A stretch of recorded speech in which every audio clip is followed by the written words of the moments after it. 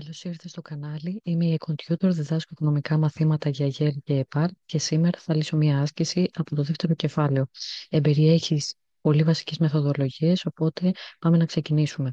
Θέμα Δέλτα. Το θέμα το οποίο θα λύσω είναι ένα θέμα πανελλαδικών εξετάσεων των προηγούμενων ετών, οπότε θέλω να δώσω ιδιαίτερη προσοχή.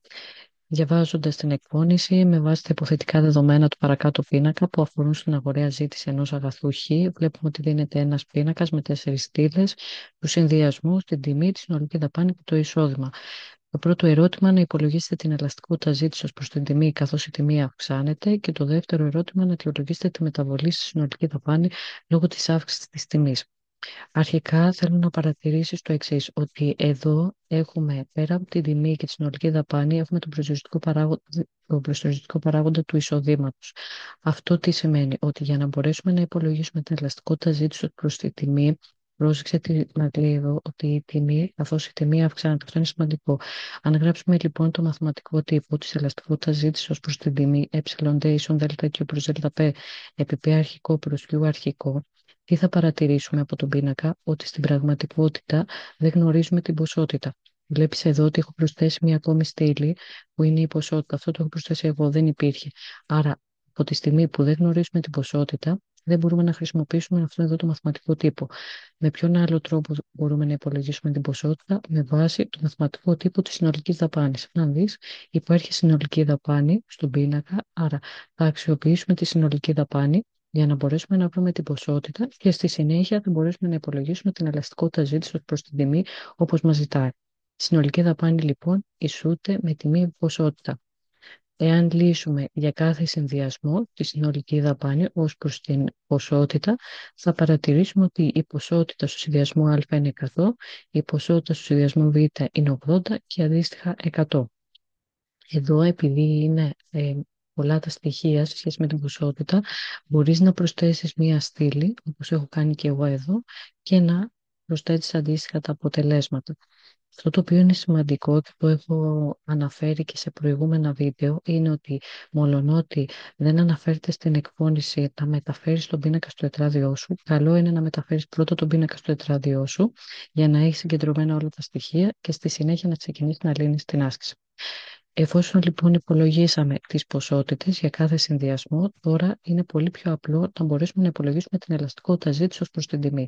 Πρόσεξε, μας λέει καθώς η τιμή αυξάνεται. Για να μπορέσουμε να υπολογίσουμε την ελαστικότητα ζήτηση ως προς την τιμή, θέλω να θυμάσαι πάντα ότι θα πρέπει να μεταβάλλεται η τιμή, μας λέει ούτως ή άλλως καθώς η τιμή αυξάνεται. Η τιμή λοιπόν και η ποσότητα μεταβάλλονται, οι υπόλοιποι προσδιοριστικοί παράγοντες πρέπει να παραμένουν σταθεροί. Άρα, αν παρατηρήσουμε στον πίνακα, θα δούμε ότι μεταξύ των συνδυασμών Α και Β παρατηρείται αύξηση της τιμής, μεταβολή της ποσότητας και αντίστοιχα το εισόδημα παραμένει σταθερό. Άρα το βασικό σε αυτή τη μεθοδολογία, όταν θες να υπολογίσεις είτε ελαστικότητα ζήτηση ως προς την τιμή, είτε τοξοειδή ελαστικότητα, είτε αν θέλεις να υπολογίσεις τη γραμμική συνάρτηση ζήτησης, θέλω να θυμάσαι ότι πρέπει να μεταβάλλεται η τιμή και η ποσότητα, οι υπόλοιποι προσδιοριστικοί παράγοντες πρέπει να παραμένουν σταθεροί. Εδώ είχαμε το εισόδημα. Θα μπορούσαμε να είχαμε και την τιμή κάποιου άλλου συμπληρωματικού ή υποκατάστατου αγαθού. Άρα αυτό είναι το πρώτο και βασικό που θέλω να θυμάσαι, είτε θες να υπολογίσεις ελαστικότητα ζήτηση ως προς την τιμή, ή τοξοειδή ελαστικότητα ή γραμμική συνάρτηση ζήτηση. Ερχόμαστε λοιπόν εδώ και λέμε ότι μεταξύ των συνδυασμών Α και Β παρατηρούμε ότι ισχύει η συνθήκη σε paribus, τα άλλα είσαι σταθερά. Άρα εD από το Α στο Β. Πρόσεξε, είναι πολύ σημαντικό να προσθέσεις τους συνδυασμούς, από ποιο συνδυασμό ξεκινάς και σε ποιο καταλήγεις, γιατί αυτό επηρεάζει και την τελική μειοναρχική ποσότητα ή τελική τιμή μειοναρχική τιμή. Άρα αυτό είναι βασικό.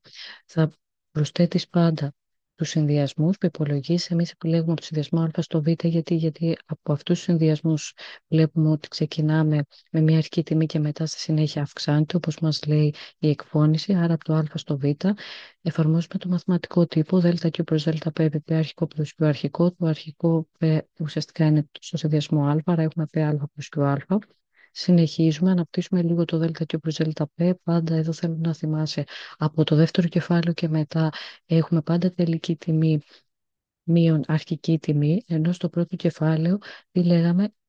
στην πραγματικότητα μεγαλύτερη τιμή μείον μικρότερη τιμή.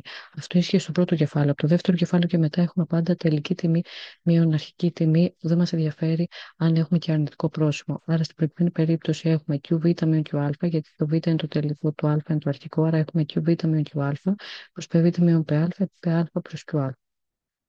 Ερχόμαστε λοιπόν, κάνουμε αντικατάσταση εδώ τους αριθμούς και τελικά προκύπτει το αποτέλεσμα ότι η ελαστικότητα ζήτησης προς την τιμή από το α στο β είναι ίση με μείον 0,4. Εδώ δεν μας φαίνεται περίεργο το αρνητικό πρόσημο, είναι κάτι το οποίο το περιμέναμε.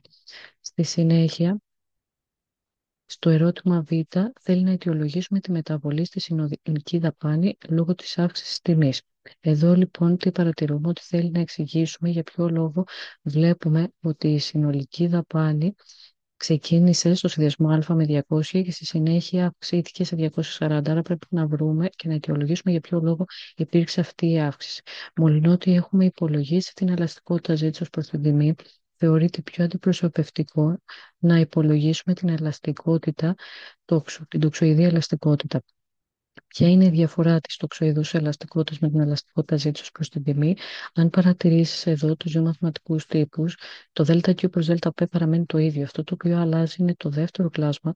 Στο δεύτερο κλάσμα βλέπουμε ότι στην τοξοειδή ελαστικότητα έχουμε πρόσθεση των τιμών και των ποσοτήτων, ενώ στην ελαστικότητα ζήτησης ως προς την τιμή είχαμε μόνο την αρχική τιμή και την αρχική ποσότητα. Οπότε εδώ εφαρμόζουμε το μαθηματικό τύπο της τοξοειδούς ελαστικότητας. Καλό είναι να θυμάσαι ότι θα θέλεις να αναλύσεις, να αιτιολογήσεις τη μεταβολή στη συνολική δαπάνη, ακόμη και αν έχεις υπολογίσει την ελαστικότητα ζήτησης προς την τιμή. Καλό είναι να υπολογίσεις την τοξοειδή ελαστικότητα. Υπολογίζουμε λοιπόν εδώ την τοξοειδή ελαστικότητα, το ΔQ προς ΔΠ, πάλι είναι αυτό που είπαμε, Qβ μείον QA προς Pβ μείον PA. Έχω κάνει λοιπόν εδώ αντικατάσταση και περίπου η τοξοειδή ελαστικότητα, το α στο β είναι ίση με μείον 0,5. Επειδή θέλει να αιτιολογήσουμε τη μεταβολή στη συνολική δαπάνη, για να μπορέσουμε να βρούμε κάτι τέτοιο, το τι συμβαίνει με τη συνολική δαπάνη, θα πρέπει να θέσουμε σε απόλυτη τιμή την τοξοειδή ελαστικότητα. Αν θέσουμε λοιπόν σε απόλυτη τιμή, το αρνητικό πρόσημο γίνεται θετικό, ωστόσο βλέπουμε ότι είναι περίπου ίσο με 0,5, το οποίο είναι μικρότερο της μονάδας. Άρα αυτό πρακτικά τι σημαίνει? Ότι όταν η απόλυτη τιμή της ελαστικότητα ζήτηση, του τοξοειδούς ελαστικότητας είναι μικρότερο της μονάδας, η ζήτηση λέγεται ανελαστική. Άρα, σε αυτή την περίπτωση, τι έχουμε μάθει από τη θεωρία? Ότι όταν αυξάνεται η τιμή, είδαμε ότι στον πίνακα από 2 αυξήθηκε σε 3. Άρα, τι παρατηρούμε? Η αύξηση τη τιμή λόγω τη ανελαστική ζήτηση, όταν έχουμε αύξηση τη τιμή, αυξάνει τη συνολική δαπάνη. Και με αυτόν τον λόγο και με αυτόν τον τρόπο αναλύουμε και εξηγούμε για ποιο λόγο μεταβλήθηκε και υπήρξε συγκεκριμένα αύξηση τη συνολική δαπάνη. Αυτό είναι το δεύτερο ερώτημα και το Δ2 ερώτημα θέλει να υπολογίσουμε την ελαστικότητα ζήτησης ως προς το εισόδημα, καθώς το εισόδημα αυξάνεται, και να χαρακτηρίσουμε το αγαθό. Εδώ λοιπόν έχουμε μία δεύτερη μεθοδολογία. Όταν υπολογίσουμε την εισοδηματική ελαστικότητα, αν δούμε το μαθηματικό τύπο, έχουμε ΔQ προς ΔΨ, ψ αρχικό προς Q αρχικό. Στην πραγματικότητα είναι ο ίδιος μαθηματικός τύπος με την ελαστικότητα ζήτησης ως προς την τιμή. Αυτό το οποίο διαφοροποιείται είναι ότι αντί να έχουμε τιμή, μιλάμε για εισόδημα. Πώς μπορούμε να υπολογίσουμε λοιπόν την εισοδηματική ελαστικότητα?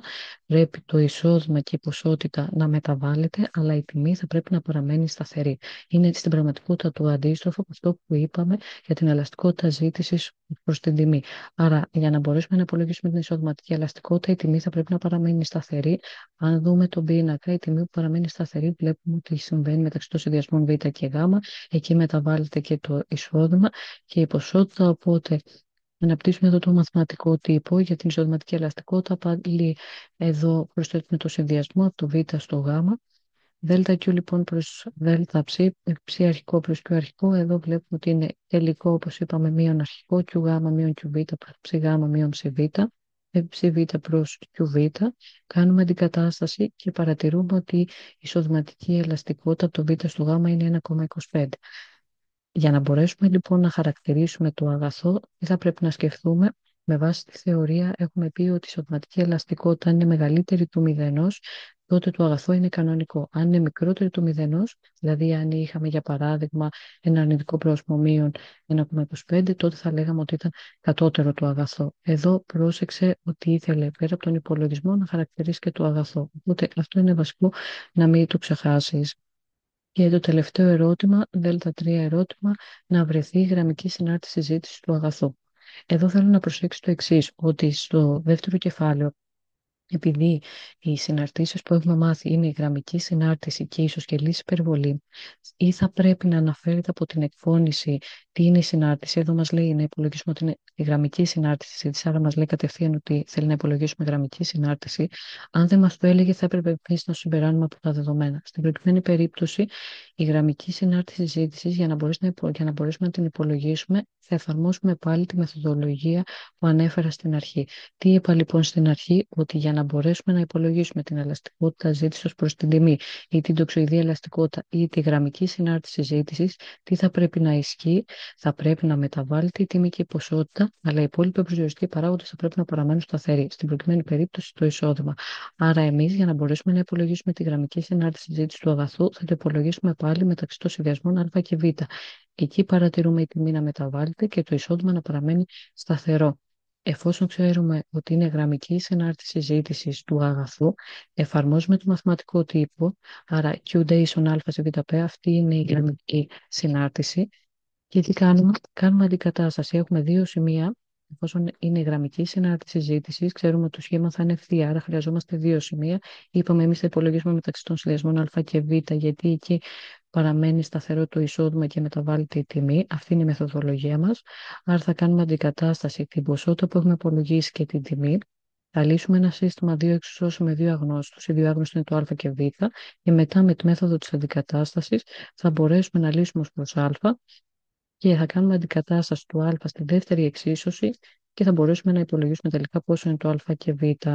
Άρα, εφαρμόζοντας το μαθηματικό τύπο της γραμμικής συνάρτησης Q ίσον α συν βp, ξεκινάμε με τον πρώτο συνδυασμό. Το Q είναι 100, η τιμή είναι 2, άρα αντικατάσταση 100 ίσον α συν 2β, κατευθείαν. Και με το δεύτερο συνδυασμό έχουμε 80, η ποσότητα ίσον α συν 3β.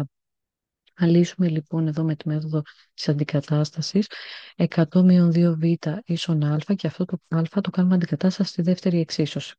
Οπότε φτάνουμε σε ένα συμπέρασμα ότι το 100 μείον 2β είναι ίσο με α. Εδώ τώρα στη δεύτερη εξίσωση έχω κάνει ήδη την αντικατάσταση. Το α 100 μείον 2β συν 3β παραμένει όπως είναι.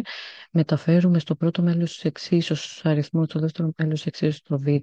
Άρα προκύπτει 80 μείον 100. Το 100 από θετικό πρόσημο, επειδή μεταφέρεται στο πρώτο μέλος, γίνεται αρνητικό, ίσον β. Άρα ξαναγράφουμε την πρώτη εξίσωση, 100 μείον 2β ίσον α, και μετά έχουμε 80 μείον 100 είναι μείον 20 ίσον β. Άρα το β είναι μείον 20 και αφού βρήκαμε το β μπορούμε κατευθείαν να υπολογίσουμε και το α, γιατί το α αν δεις η εξίσωση εδώ περιέχει το β, αυτό δεν το υπολογίσει. Άρα το α είναι ίσο με 100 μείον 2, εδώ πρόσεξε, έχει αρνητικό πρόσημο, οπότε το θέτει σε παρένθεση, μείον 20, άρα α ίσον 100, μείον σ, άρα συν 40. Το β παραμένει όπως είναι, μείον 20, άρα το α είναι 140, το β μείον 20. Εφαρμόζουμε λοιπόν, κάνουμε αντικατάσταση στο μαθηματικό τύπο, Q ίσον α σε βp, άρα Q ίσον το α 140 και το β μείον 20. Και αυτή είναι η γραμμική συνάρτηση ζήτηση.